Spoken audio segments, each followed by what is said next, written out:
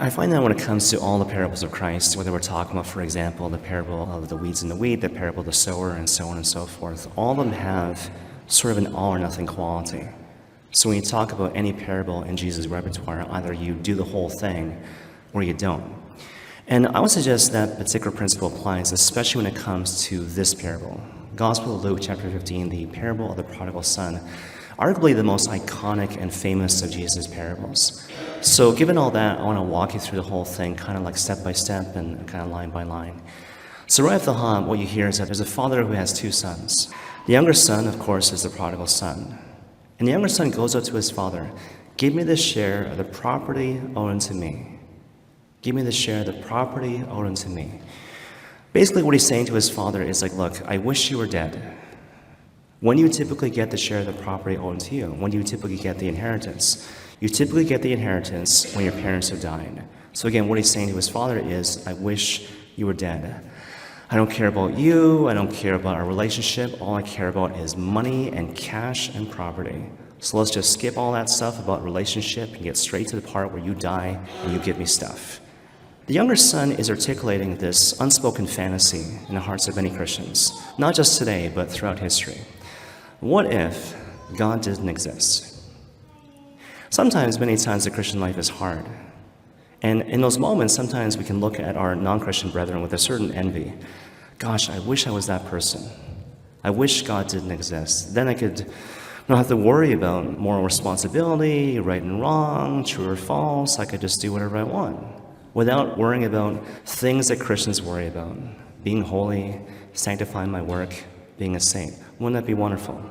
Then I could self-indulge and try my best to be happy by any and all means. And so that's being articulated by the younger son in his statement. Father, give me the share of the property owed unto me. Now, what's perhaps surprising is that the father gives him the share of the property owed to him, which begs the question, why? This is a really striking example of God permitting something which is evil and wicked to bring about a greater good. You always have to remember, God is always thinking big picture, long game. So if he can bring about something which is good and amazing in the future, even years in the future, he will permit all sorts of things right now in the present moment. So what he wants to do, he wants to teach his son a really important lesson. The example that comes to mind, I remember when I was still in the seminary, studying to be a priest, I was talking to a fellow seminarian who was telling me about a confession he had with a priest in the community. So he confessed his sins, and before receiving absolution, basically what the priest said to him is, I want you to remember this moment. I want you to remember how you feel in this moment. People are good, people are children of God, people can't help but aspire to the good. And the false promise of sin is like, look, do this thing that you know you shouldn't do. Do this thing which the Lord doesn't want you to do, and you'll be happy. You'll be free. You'll find the realization of your deep desires. But of course, every single time, you're left feeling empty and sad. The experience of dust in your mouth. And as priest was saying to my friend, I want you to remember that feeling right now. If I remember that in this moment, this becomes an opportunity to grow in prudence. And that will help me in the long term to persevere in the good. The comedian Jim Carrey, he talks about this in an indirect sort of way. So Jim Carrey, just to paraphrase, what he said is, I hope that people will experience in abundance the thing that they think they need to become happy, sooner rather than later. As a result of which they'll realize, that's not it. I'm made for something more. We might add, I'm made for someone more. And that's what the Father's trying to teach his Son. I want you to know in your bones, experientially, that your heart truly is restless until it rests in the Lord. And that's what he comes to experience. I take my share of the property owed to me. I go to a faraway land, and I lose it in loose living, prostitutes and whatnot. As a result of which one, I feel dissipated in my heart. That's what you see in the original Greek. He goes away from his Father, who is the principle of life. My essence is dissipated. The feeling of emptiness is not some arbitrary punishment imposed on me from on high. This is the consequence when I pull myself away from the one who is the principle of life. My essence is dissipated. I feel hungry. I am dying of hunger. And so what does he do? He arises to go back to his Father. This is the same word that's used to describe Jesus coming back from the dead. So this is a really big moment. Some physical action which implies this deep spiritual effort, if you will. So I decide to arise and go back to my Father. Now, it's really interesting to flag the reason why he goes back to his Father. A lot of times people read this parable, the parable of the prodigal son, in a superficial sort of way. Look at the prodigal son. He recognized he was wrong. He felt bad that he told his father to drop dead. And so we're called to imitate his level of contrition and go back to the Father, having confidence in his mercy. That's not what's happening here. The reason why he goes back is not because he feels sorry that he told his father to drop dead. He goes back because he's hungry. I am hungry. I am starving. I'm dying of hunger. You know what? My father has food. So I'll go back to him. And on top of that, he has this plan. My plan is I will basically lie to my father. So he has a skewed notion as to who the Father is.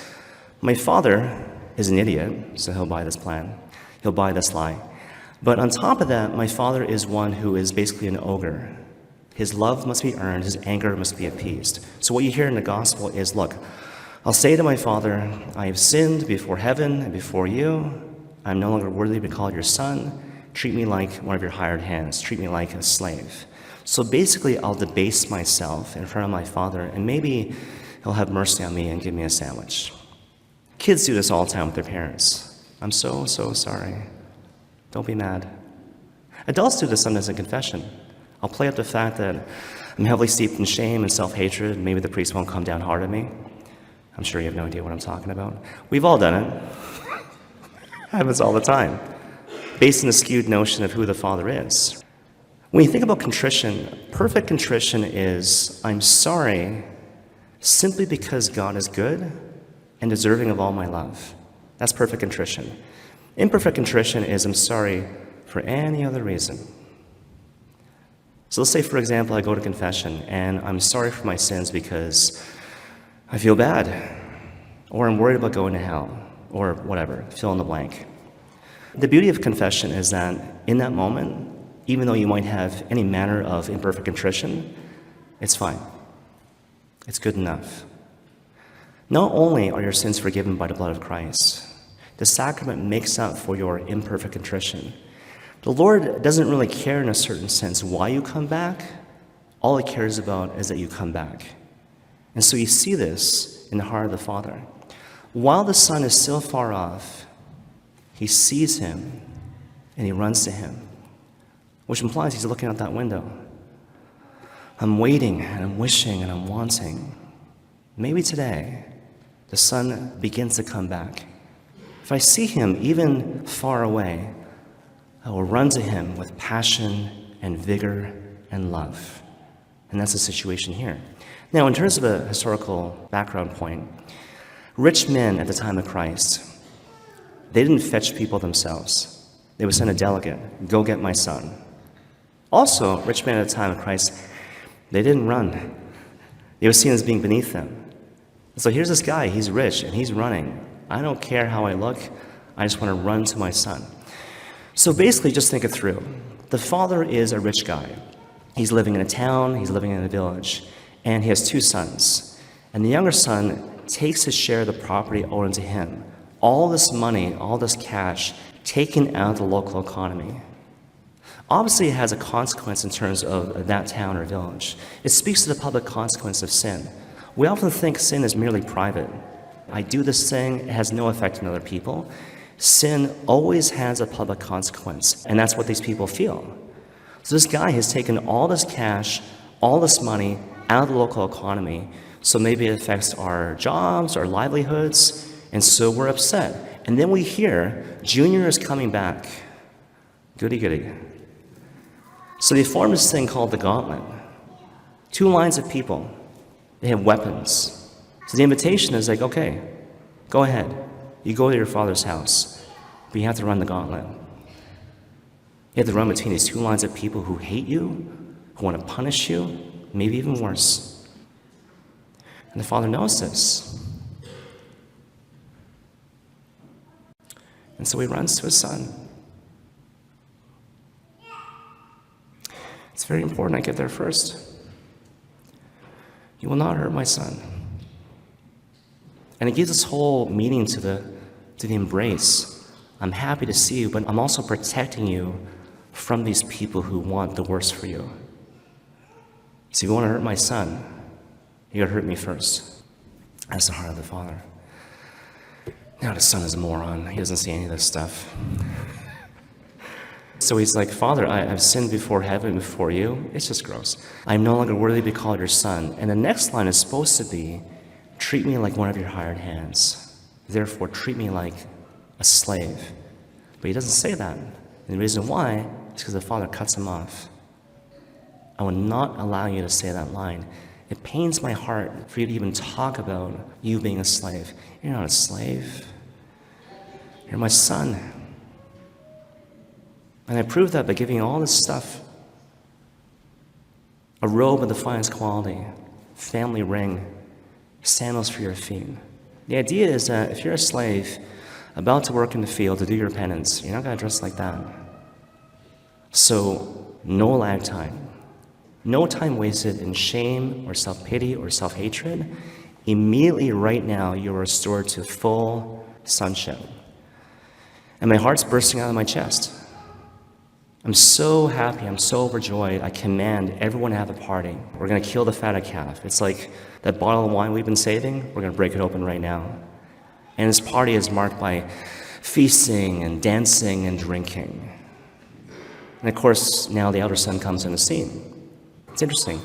I hear the sound of rejoicing, and I'm mad. He refuses to go in the party. Because he hears the reason why the party is started is because his brother has returned. The father has to leave the party to console the elder son. Son, what's up? I've slaved for you all these years. You have never given me and my friends even a goat to celebrate with. And yet this son of yours has come back. You killed the fatted calf for him. And you remember the father's words, Son, you were always with me. And all that is mine is yours. But we had to celebrate. This brother of yours was dead, he's alive again. He was lost, and now he's found. Now, what's interesting about the story, that's where the story ends. It ends on a cliffhanger. So you don't know whether the elder son joins the party. And the reason why is because of the context. Why does Jesus tell the parable of the prodigal son? You see it in the preface to the story. The scribes and the Pharisees, they're upset at Jesus. Huge surprise there. They complained to his disciples. Why does your master eat with sinners and tax collectors? These people are clearly evil and wicked and bad. Everyone knows it. Everyone has written these people off.